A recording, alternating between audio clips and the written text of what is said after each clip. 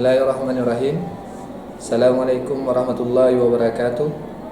Raditu billahi rabba wa bil islami dina wa bi Muhammadin nabiyya wa rasulah. Alhamdulillahi rabbil alamin. Wassalatu wassalamu ala asrafil anbiya wal mursalin wa ala alihi wa sahbihi ajma'in.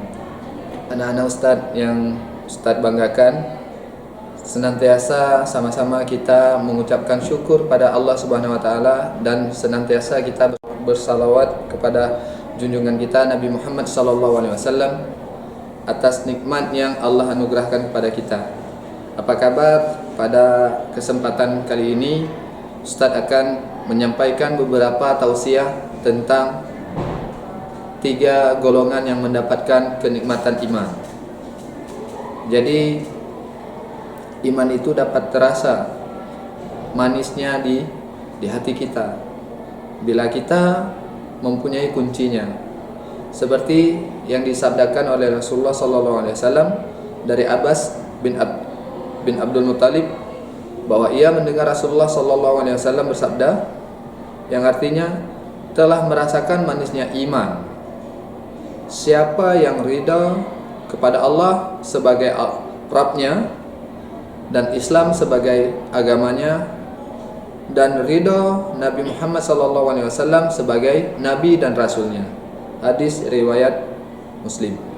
Jadi iman itu dapat dirasakan manisnya di hati bila kita telah misalnya ridho dan telah berserah diri semuanya itu pada Allah. Kita ridho misalnya itu tidak ada Tuhan selain Allah. Makanya dalam syarat kita untuk menjadi orang Islam atau misalnya beriman, salah satunya adalah dengan dibuktikan mengucapkan syahadat asyhadu an la ilaha illallah wa asyhadu anna muhammadar rasulullah, di mana kita bersaksi bahwa tiada Tuhan selain Allah. Maka kita ridho kepada Allah sebagai Tuhan kita. Apa yang ditetapkan Allah dari semenjak kita diciptakan di alam ruh sampai nanti di yaumul hisab, tempat kita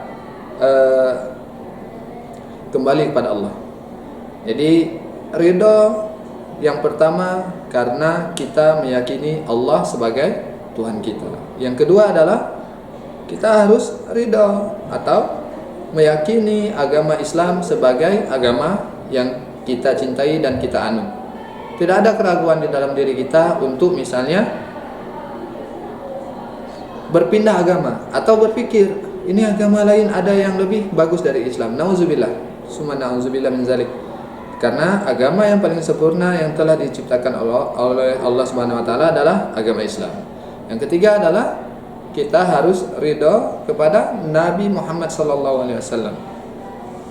Jadi walaupun kita tidak pernah misalnya hidup bersama Rasulullah sallallahu alaihi wasallam, kita tidak pernah bisa melihat wajahnya, tapi kita harus meyakini bahwa beliau adalah nabi dan rasul terakhir yang diutus oleh Allah Subhanahu wa taala kepada kita sampai akhir zaman. Jangan sampai kita misalnya tidak percaya pada rasul, tidak percaya apa yang memang diwahyukan kepada rasul, seperti orang-orang Quraisy yang memang hidup bersama rasul, melihat mukjizat-mukjizat rasul tapi tidak percaya pada rasul. Mungkin Ustaz mengingatkan diri Ustaz sendiri dan mengingatkan misalnya anak-anak didik Ustaz sekalian, sama-sama kita meningkatkan keimanan kita kepada Allah Subhanahu wa taala dan sampai kita bisa merasakan manisnya iman. Barakallahu fikum. Wassalatu wassalamu ala asrofil anbiya wal mursalin wa ala alihi washabihi ajmain. Wassalamualaikum warahmatullahi wabarakatuh.